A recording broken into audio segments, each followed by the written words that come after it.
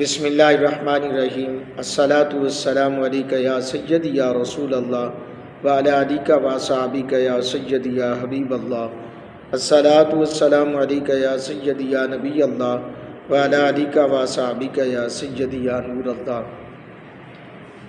ترمذی شریف کی احادیث کا درس جو ہے وہ آپ کے سامنے لے کے آتا ہوں، حاضر خدمت ہوں۔ حدیث نمبر 33، سر پر مسح کے لیے نئے سرے سے پانی لینا، یعنی کہ یہ حکم ہے جب آپ کسی برتن سے وضو کر رہے ہیں تو اس وقت کیا کرنا چاہیے، اس وقت کیا حکم ہے۔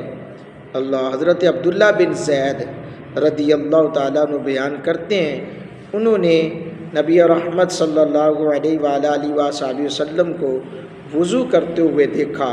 آپ نے اپنے سر مبارک کا مسح اس پانی سے کیا جو بازو دھونے سے بچنے والے پانی کے علاوہ تھا، یعنی آپ نے مسح کے لیے نئے سرے سے پانی لیا تھا، یعنی وضو دھونے سے بچنے والے پانی کے علاوہ پانی تھا۔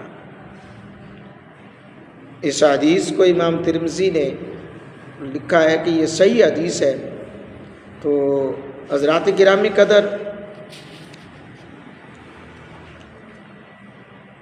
یہ چیز اکثر اہل علم کے نزدیک اس حدیث پر عمل کیا جاتا رہا، لیکن آج چونکہ اس چیز کی ضرورت نہیں۔ ہاں، یہ ضرور ہے کہ جب مسح کرنا ہے تو اس وقت ہاتھ جو ہیں، یہ نہیں ہے کہ آپ نے بازو دھوئے ہیں، منہ دھوئے ہیں اور بازو دھو لیے ہیں اور پھر اس کے بعد جو ہے اسی طرح مسح نہیں، بلکہ ہاتھوں کو دوبارہ سے گیلا کر کے پھر جو ہے وہ مسح، جو میں نے طریقہ پہلی ویڈیو میں بتایا ہے، پھر وہ مسح کیا جا سکتا ہے۔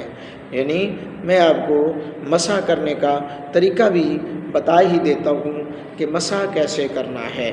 اب یہ دیکھیں میرے دوستو، یہ چھوٹی انگلی کو چھوٹی کے ساتھ، اس سے بڑی کو بڑی کے ساتھ، شہادت کی انگلی اور کے ساتھ والی کو اس کے ساتھ، یعنی اس طرح ملاتے ہوئے اور یہاں سے پیشانی کے بالوں سے ایسے شروع کرتے ہوئے ایسے پیچھے لے جایا جائے گا۔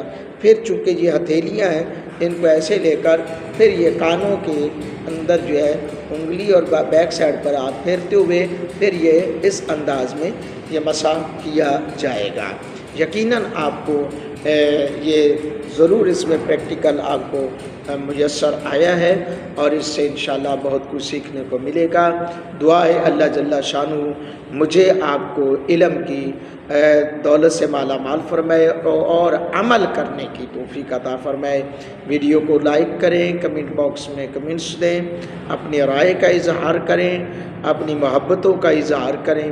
اللہ تعالی ہم سب کا حامی و ناصر ہو۔ السلام علیکم ورحمۃ اللہ۔